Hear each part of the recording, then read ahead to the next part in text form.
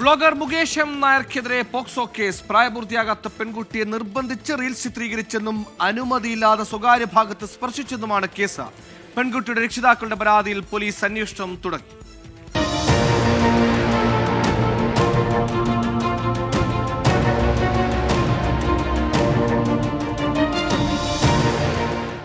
കോവളത്തെ റിസോർട്ടിൽ വെച്ച് നടന്ന റീൽസ് ചിത്രീകരണത്തിനിടെയായിരുന്നു സംഭവം.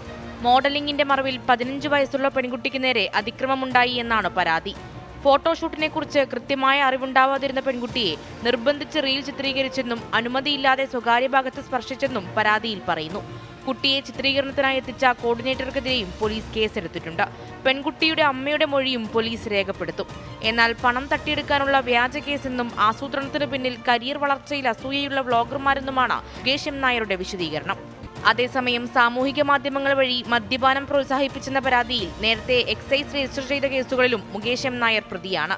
24 തിരുവനന്തപുരം.